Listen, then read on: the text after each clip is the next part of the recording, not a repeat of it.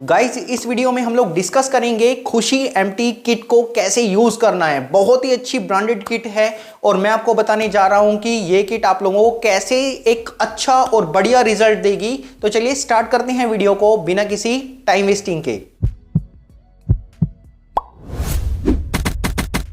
तो गाइस, सबसे पहले तो हम लोग ये डिस्कस करते हैं कि इस किट को आप लोग कितने दिनों की प्रेगनेंसी में यूज कर सकते हो और इसको यूज करने का जो तरीका है वो क्या रहता है।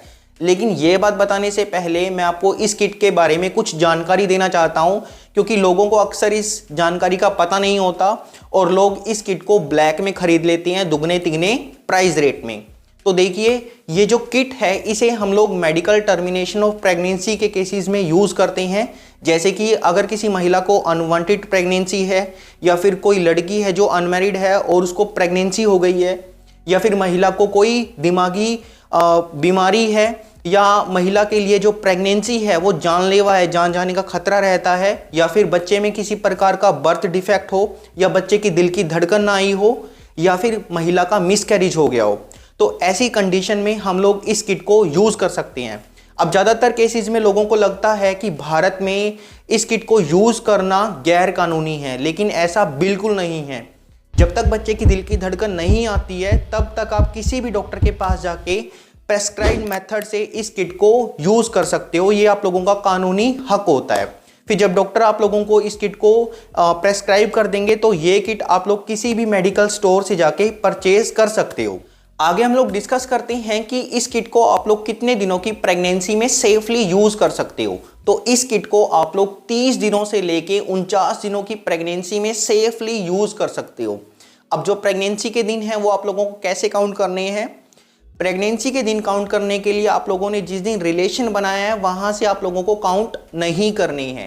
प्रेगनेंसी के दिन हमेशा जिस दिन फीमेल को लास्ट बार पीरियड स्टार्ट हुए थे वहां से काउंट करने होते हैं, जिसे हम लोग LMP डेट बोलते हैं। ठीक है। अब कुछ केसेस में लोगों को जो प्रेगनेंसी है वो 49 दिनों के बाद पता लगती है। तो ऐसी कंडीशन में आप लोग इस किट को 63 दिनों के अंदर अंदर सेफली यूज कर सकते हो डॉक्टर के सुपरविजन में, मतलब कि डॉक्टर के देखरेख में। बट अगर आप लोग इस किट को 63 दिनों से ज्यादा की प्रेगनेंसी में यूज करोगे तो ये किट अपना काम नहीं करेगी। किट देने पर या तो प्रेगनेंसी के कुछ प्रोडक्ट्स निकल जाएंगे, कुछ यूट्रस में रह जाएंगे, या फिर महिला को ज़्यादा तेज़ ब्लीडिंग होगी जिससे महिला का ब्लड प्रेशर लो हो सकता है और जो महिला है वो शॉक में जा सकती है। आगे हम लोग डिस्कस करते हैं कि इस किट को आप लोग कैसे यूज़ करोगे। और देखिए गाइज, ये जो तरीका मैं आप लोगों को बता रहा हूँ ये पूरी तरह से यूज़ किया हुआ है।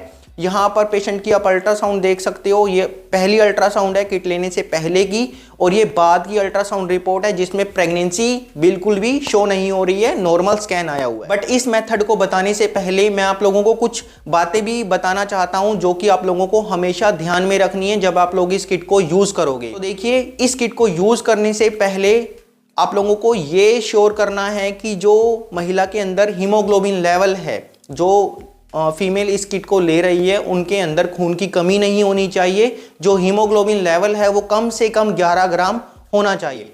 नंबर 2, अगर कोई फीमेल खून पतला करने वाली गोली ले रही है जैसे कि इकोस्प्रिन या एस्प्रिन, तो वो 7 दिन पहले बंद करनी होती है, फिर वो इस किट को ले सकते हैं। नंबर 3, इस किट को लेने से पहले आप लोगों को एक अल्ट्रासाउंड करवाना जरूरी होता है, क्योंकि अक्सर ऐसा देखा जाता है कि एक्टोपिक प्रेगनेंसी होने में जो यूरिन प्रेगनेंसी टेस्ट कार्ड है उसमें आप लोगों को एक डार्क लाइन दिखाई देती है और एक हल्की लाइन दिखाई देती है।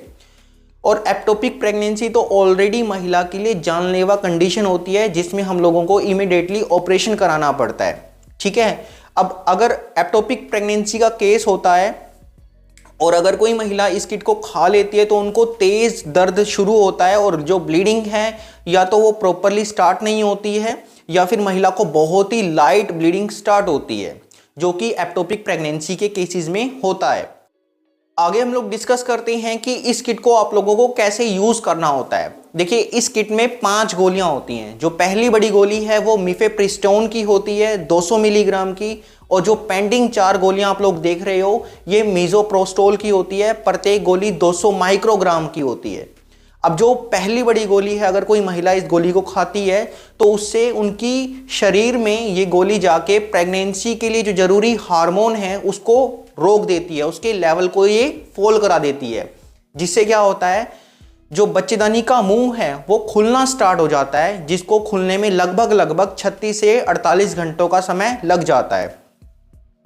फिर जो बची हुई 4 गोलियां हैं मीज़ोप्रोस्टोल की, जब फीमेल इस गोली को खाती है तो उससे उनके यूट्रस में कॉन्ट्रैक्शन, सिकुड़न पैदा होती है। अब देखिए, होता ये है कि जब बच्चा यूट्रस में जाता है, बच्चेदानी में जाता है, तो वो बच्चेदानी की वॉल के साथ चिपक जाता है, इम्प्लांट हो जाता है, राइट।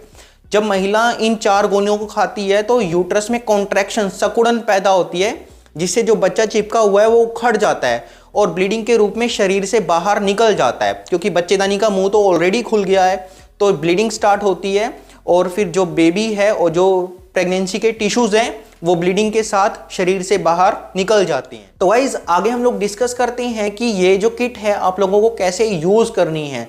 इस पॉइंट के बाद मैं आप लोगों को ये भी बताऊंगा कि आप लोगों को पता कैसे चलेगा कि ये जो किट आप लोगों ने यूज की है ये अपना काम कर भी रही है कि नहीं कर रही। तो देखिए, इस किट की जो पहली गोली है जो मिफेप्रिस्टोन की है, वो आप लोगों को दिन के समय लेनी है। तो मान लीजिए कि किसी महिला ने ये गोली आज से स्टार्ट करनी है, तो उन्हें क्या करना है, सुबह 8 बजे हल्का ब्रेकफास्ट करना है, नाश्ता करना है। नाश्ते में वो कुछ भी हल्का फुल्का खा सकते हैं, जैसे कि ब्रेड, बिस्कुट, डबल रोटी, कुछ भी।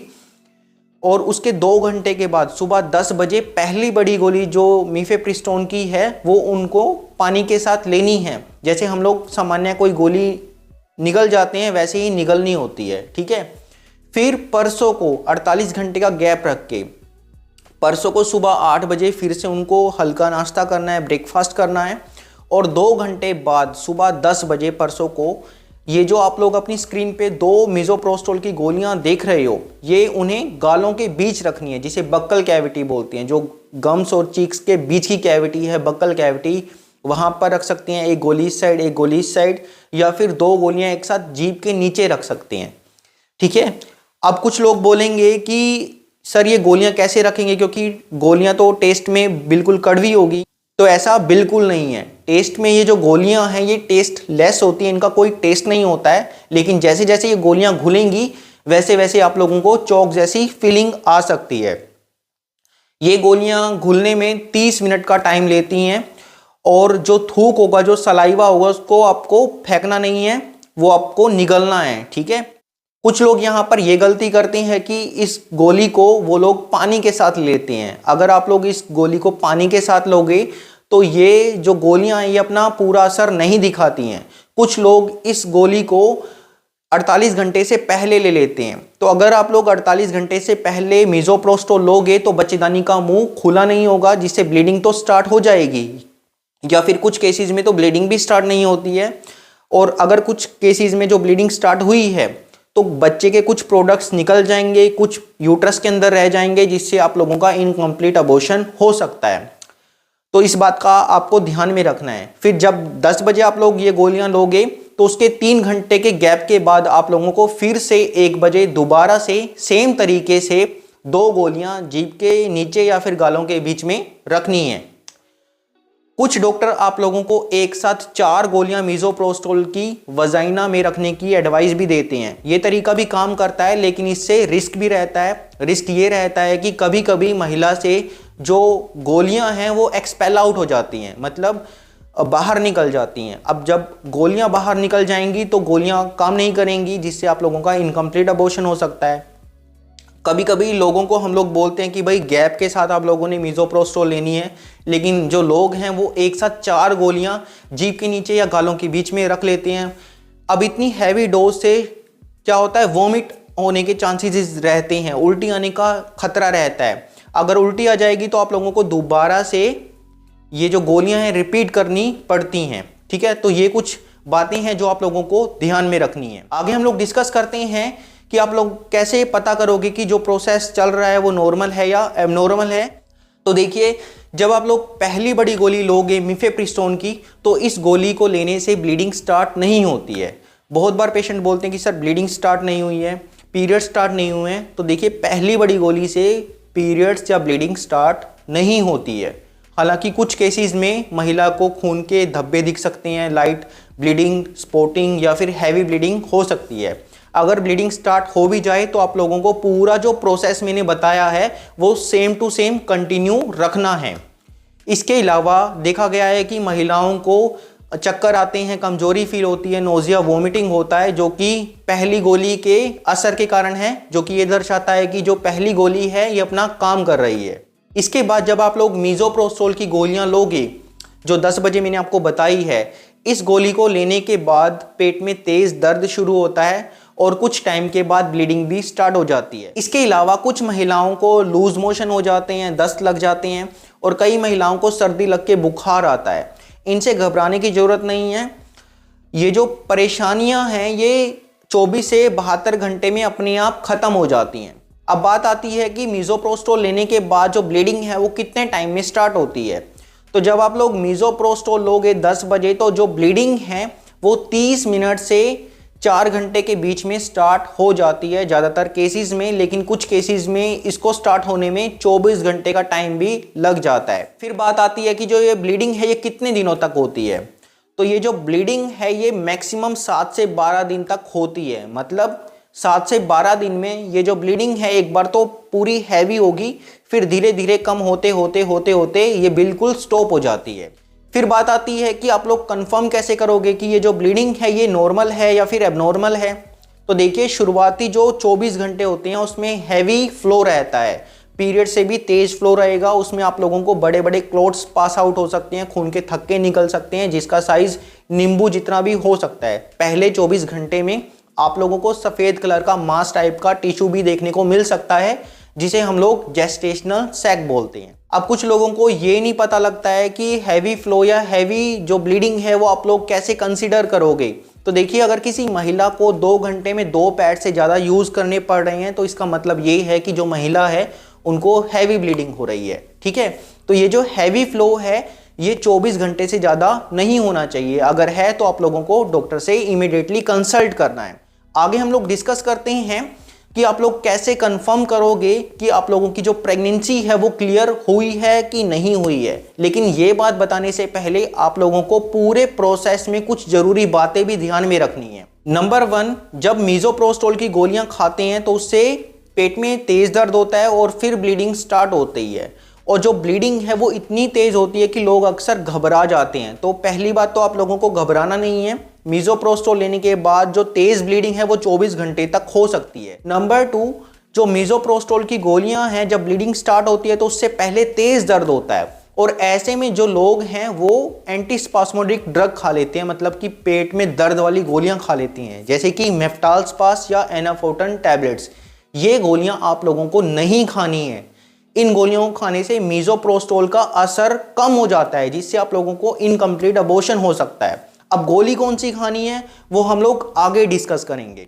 नंबर 3, किसी भी गोली को लेने से अगर ब्लीडिंग स्टार्ट हो जाती है तो आप लोगों को पूरी कंप्लीट किट खानी कंपलसरी है।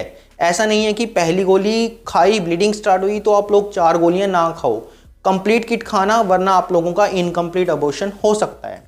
अगला ये है कि अगर किसी महिला को 24 घंटे से ज़्यादा का टाइम लग जाता है और पेट में दर्द, तेज़ दर्द बना हुआ है और वो जो दर्द है वो दर्द वाली गोलियां खाने के बाद भी आउट ऑफ कंट्रोल है, तो आप लोगों को इमीडिएटली डॉक्टर से कंसल्ट करना है। फिर अगर किसी महिला को बुखार 101 डिग्री फ़ारेनहाइट से ज़्यादा है तो आप लोगों को डॉक्टर से कंसल्ट करना है, क्योंकि कुछ केसेस में इन्फेक्शन होने के कारण बुखार आता है। फिर अगर वजाइना के रास्ते से कुछ मवाद टाइप का निकल रहा है, पस टाइप का निकल रहा है, तो आप लोगों को डॉक्टर से मिलना है, क्योंकि ये इन्फेक्शन को इंडिकेट करता है।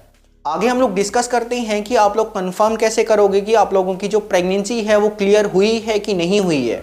तो कंफर्मेशन के लिए हम लोग 14वें दिन पे अल्ट्रासाउंड करवाते हैं। मान लीजिए कि किसी भी महिला ने 1 तारीख को किट ली है तो हम लोग 14 तारीख को एक पेल्विक अल्ट्रासाउंड करवाते हैं। आप लोगों को हमेशा ध्यान रखना है कि 14 दिन से पहले अगर आप लोग अल्ट्रासाउंड कराते हो तो यूट्रस में ब्लड क्लॉट्स आपको दिख सकते हैं। अब जो लोग अल्ट्रासाउंड नहीं करवा सकते हैं वो 21 दिन के बाद यूरिन प्रेगनेंसी टेस्ट कर सकते हैं। अब ध्यान देने वाली बात यह है कि अगर आप लोग 21 दिन से पहले यूरिन प्रेगनेंसी टेस्ट करोगे तो आपको प्रेगनेंसी टेस्ट कार्ड में एक लाइट लाइन दिख सकती है, जिससे आप लोगों को घबराना नहीं है। 21 दिन के बाद अगर आप लोग दोबारा से प्रेगनेंसी टेस्ट करोगे और अगर आप लोगों की प्रेगनेंसी क्लियर होगी तो आप लोगों को ये लाइन डिसअपीयर हो जाएगी और जो टेस्ट है वो कंप्लीटली नेगेटिव आ जाएगा। आगे हम लोग इस किट के रिगार्डिंग फ्रीक्वेंट आस्क्ड क्वेश्चन के बारे में डिस्कस करेंगे। तो पहला जो क्वेश्चन है वो ये है कि हम लोग इस किट को मैक्सिमम कितनी बार यूज कर सकते हैं। तो देखिए, इस किट को आप लोग 2 साल में एक बार यूज कर सकते हो। अगर पहले यूज करोगे तो इस किट के फेलियर रेट इंक्रीज हो जाएंगे, जिससे आप लोगों को इनकम्प्लीट अबॉर्शन हो सकता है। नंबर 2, क्या ब्रेस्ट फीडिंग मदर इस किट को यूज कर सकती हैं? तो बेशक कर सकते हैं, लेकिन गोलियां खाने के 24 घंटे तक आप लोगों को ब्रेस्ट फीड नहीं कराना है।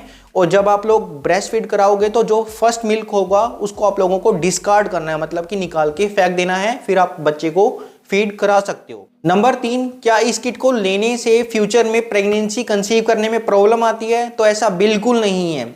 इस किट को यूज करने से फ्यूचर में प्रेगनेंसी कंसीव करने में कोई प्रॉब्लम नहीं आती है, लेकिन ये भी सच है कि अगर आप लोग गलत तरीके से, गलत रूट से, गलत टाइमिंग से इस किट को बिना डॉक्टर की एडवाइस से बारी बारी यूज करोगे तो उससे आपकी यूट्रस की लाइनिंग खराब हो सकती है और फैलोपियन ट्यूब के ब्लॉक होने का रिस्क रहता है, जिससे आप लोगों को प्रेगनेंसी कंसीव करने में परेशानी आ सकती है। आगे हम लोग डिस्कस करते हैं कि इस किट को लेने के बाद आप लोग कौन सी दर्द वाली गोलियां खा सकते हो।